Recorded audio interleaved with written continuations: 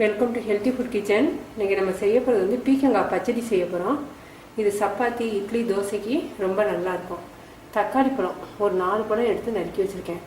எனக்கு வந்து பெங்களூர் தக்காளி பழம் கிடைக்கலன்னு நாட்டு தக்காளி பழம் வாங்கியிருக்கேன். பெங்களூர் தக்காளி பழம் கிடைச்சா அது ரொம்ப நல்லாயிருக்கும், ஏன்னா கெட்டித்தன்மை கொடுக்கும், அதுக்கு ரொம்ப பிடிக்காது. பெரிய வெங்காயம் 3 வெங்காயம். இது வந்து கறி மசால் பவுடர் 1 ஸ்பூன் அளவுக்கு எடுத்திருக்கேன். கரம் மசால் வேறு, கறி மசால் வேறு. கரம் மசால் வந்து பட்டை இதெல்லாம் தூக்கலாக இருக்கும் வாடை. கறி மசாலில் வந்து சோம்பு, சீரகம், பட்டையும் வாசம் இருக்கும், ஆனால் ரொம்ப கரம் மசால் மாதிரி இருக்காது. இது வந்து சாம்பார் பவுடர். இந்த ஸ்பூனால், காம்ப்ளான் ஸ்பூன் சொல்லுவாங்கல்ல, இந்த ஸ்பூனால் மகர 1 ஸ்பூன் போட்டிருக்கேன். ஏன்னா நாட்டு தக்காளி எடுத்ததுனால புளிப்புக்கு ஏற்ற அளவுக்கு நம்ம உரப்பு போட்டால் தான் டேஸ்ட் இருக்கும். தாளிக்கிறதுக்கு வந்து சோம்பு 1/4 டீஸ்பூன், உளுந்தம்பருப்பு, கடுகு, மஞ்சத்தூள், பெருங்காயம். பீக்கங்காய் வந்து இந்த மாதிரி வாங்கும்போது இந்த மாதிரி கிள்ளி சாப்பிட்டு பார்த்து வாங்க. கசந்துச்சுன்னா நீங்கள் செய்கிற அந்த பச்சடி வந்து கசப்பாக போயிடும், சாப்பிட முடியாது. நறுக்கும்போது சாப்பிட்டு பார்த்து இனிக்குதான்னு பார்த்து நறுக்குங்க. கசந்துச்சுன்னா அதை தூக்கி போட்டுருங்க. இதை நான் நறுக்கிட்டு நான் எப்படி செய்யுதுன்னு உங்களுக்கு காமிக்கிறேன். நல்லெண்ணெய் 3 ஸ்பூன் ஊற்றியிருக்கேன். சமையலுக்கு மோஸ்ட்லி நல்லெண்ணெய் யூஸ் பண்ணுறது நல்லது. கடுகு, சோம்பு, உளுந்தம்பருப்பு.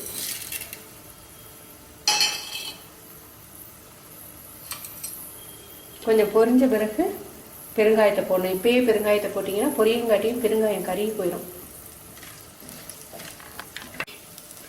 இப்போ பெருங்காயம் போடுறேன். மஞ்சத்தூள்,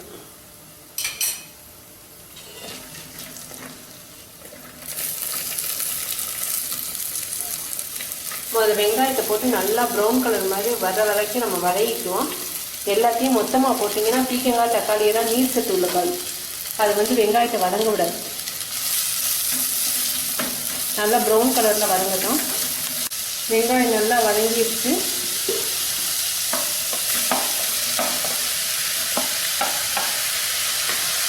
பீக்கங்காய் 2 பீக்கங்காய் நறுக்கியிருக்கேன். பீக்கங்காய் மட்டும் நீங்கள் சாப்பிட்டு பார்த்து நீங்கள் சமையல் பண்ணலாம். ஒரு காய் கசப்பாக இருந்தால் கூட மொத்த பச்சடியும் கெட்டு போயிடும், சாப்பிட முடியாது.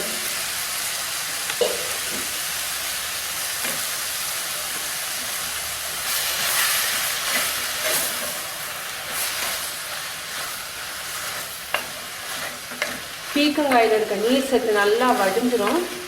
கொஞ்ச நேரத்துக்கு மூடி வைப்போம். ஒரு 5 நிமிஷம் மூடி வச்சுருக்கோம். பீக்கங்காயில் இருக்க நீர் வடிஞ்சிருச்சு. இப்போ நமக்கு தேவையான அளவு உப்பு சேர்ப்போம்.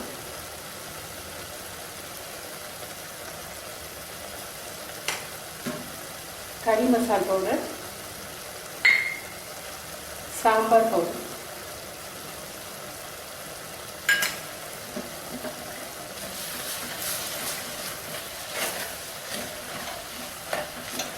கறி மசால் பவுடர், சாம்பார் பவுடர் ரெண்டுமே நம்ம ரெசிபிக்கு நான் ஏற்கனவே செஞ்சு காமிச்சிருக்கேன்.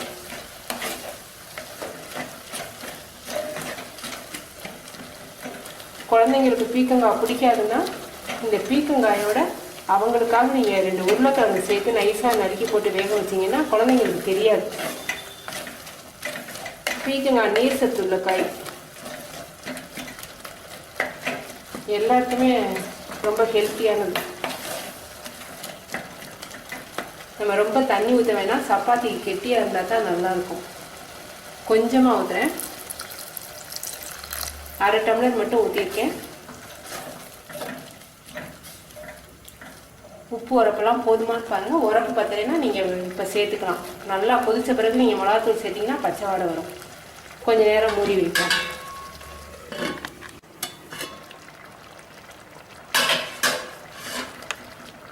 நான் இன்றைக்கி வந்து சப்பாத்திக்கு வச்சுருக்கேன். சப்பாத்திக்கு வச்சுருக்கிறதுனால கொஞ்சம் கெட்டியாக கிரேவி மாதிரி வச்சுருக்கேன்.